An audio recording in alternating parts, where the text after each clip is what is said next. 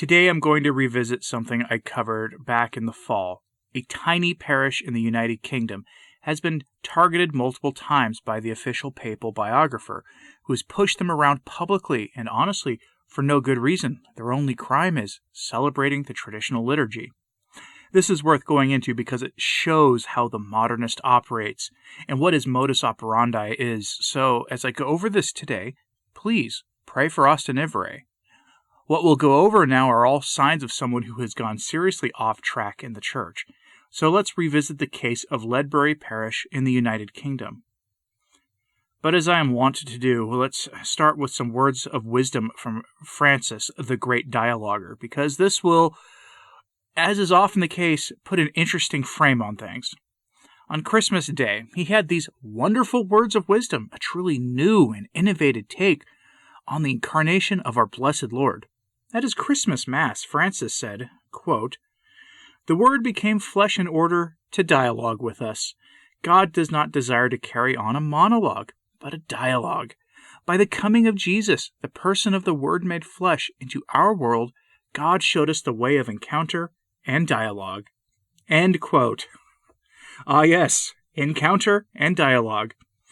I don't know about you, but I distinctly recall our Lord telling the apostles to go forth and encounter sinners, dialoguing with them in the name of the Father and of the Son and of the Holy Spirit, going forth and listening to all their ideas. I'm sure that's in the Bible somewhere, right? No? Yeah, you'd be right. That line is just more nonsense from the great dialoguer, the one who never saw a heresy or outside theology he disliked. He only really dislikes traditional Catholicism, and as such, anything he says should be taken with an ounce of suspicion. And why? Well, let's take a look at the story that really illustrates what the spirit of Francis and his reign of hypermodernism is and what it's been wrought onto the church. The fruits of Francis's rule have been distrust, and there is no better example of that than in the work of Austin Ivory, the former St. Gallen press secretary for members of that elite club of cardinals who sought to put Francis on the throne of Peter so they could reinvent the church into the image of the spirit of Vatican II. And boy, have they nearly succeeded in that completely. Austin Ivory, as you might remember, was using his not insignificant influence as papal biographer and noted Catholic journalist to bring attention to a tiny parish in England in a town called Ledbury, a diocesan parish that had both a traditional Latin Mass as well as the Novus Ordo Missae. Ivory wrote a propaganda piece that utterly misrepresented some internal parish tensions in that tiny place. And he got no pushback at all until I made a video about it, and then the only pushback he got was here. And that parish is a tiny place he doesn't even attend Mass himself, although apparently he lives near it, and could, and by the logic of the Novus Ordo, should attend Mass there. And he went after that parish in the name of the spirit of Papa Francis. He did this before Roche's clarification of Traditionis Custodes was issued, and he did it to put pressure on the bishop and on the parish to conform to the spirit of Francis by suppressing their Latin Mass. Men like Ivory are bullies, and few would dispute that. That story came about in the fall, probably before All Saints, if I remember correctly. Ivory, who was never one to leave a job left unfinished, has revisited that story because the parish priest dared to publish his Mass times in his parish bulletin, in a violation of Archbishop Roche's answer to a dubia that never actually existed.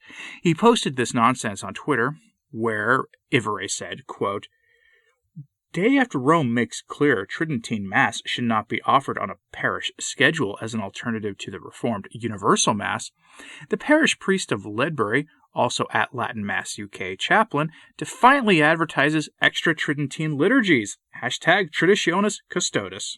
End quote. Now, what is the purpose of this? Why would Ivory do something like this? It's pretty straightforward. His hatred of the traditional liturgy and the traditional faith. There's no other reason than that to do this. He's trying to pressure the bishop into enforcing the unjust edict of Traditionis Custodes and the dubia response. What most people don't understand is that Mr. Ivory has a lot of influence in the church.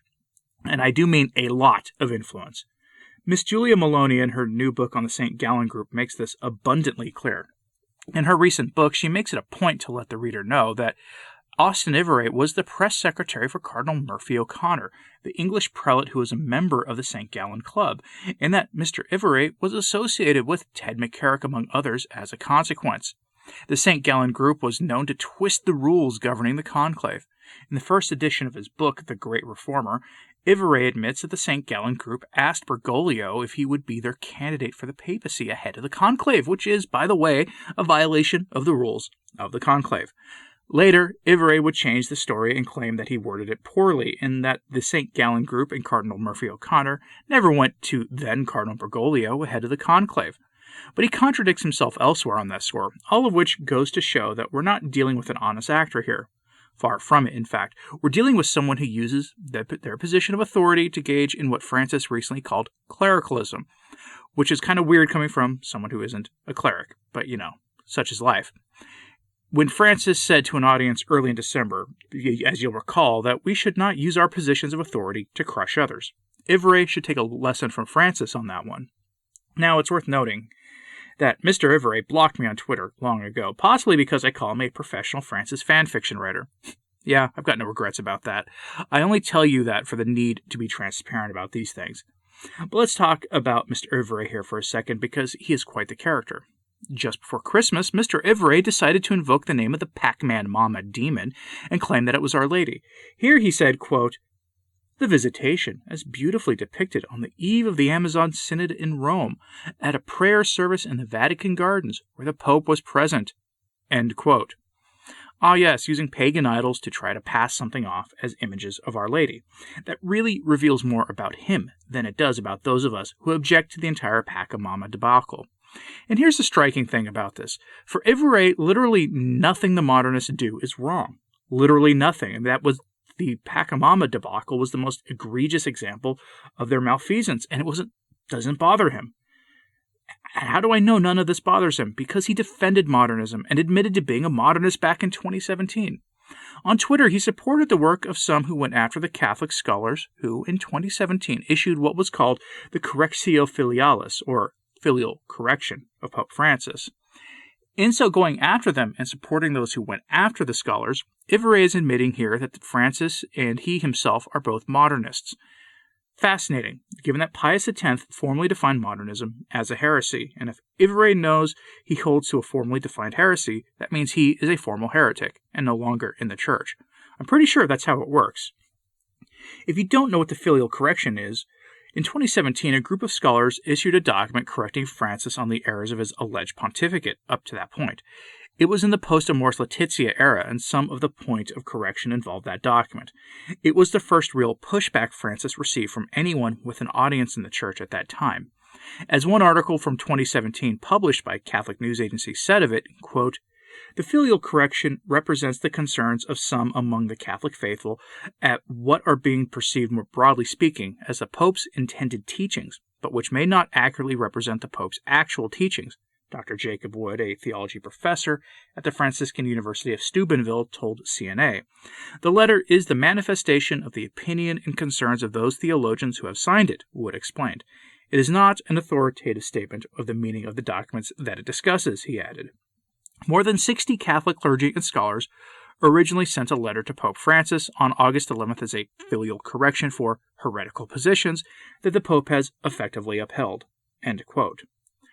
Return to tradition didn't exist at that time, or I'd have had a recording of the correction for you to hear. Regardless, Ivory admits that he is a modernist and worked in close association with the leading luminaries of the St. Gallen group. If there is a new version of the St. Gallen group in the works to ensure that Francis's evil work continues after him, and I'm betting there is, Ivory would be part of it. He would know who the younger cardinals are who are intent on keeping Francis's mission alive after he retires or goes on to his particular judgment. Don't think we haven't noticed these things, Mr. Ivory. Many of us are actually paying attention.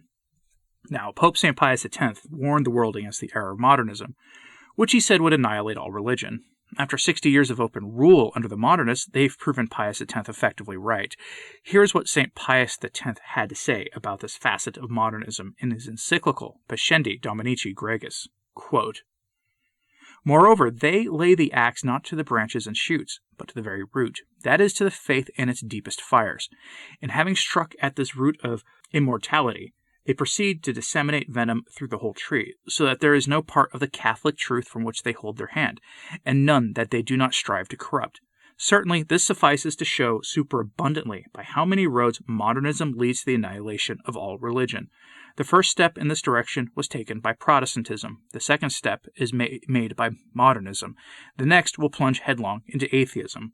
And now, can anybody who takes a survey of the whole system be surprised that we should define it as the synthesis of all heresies?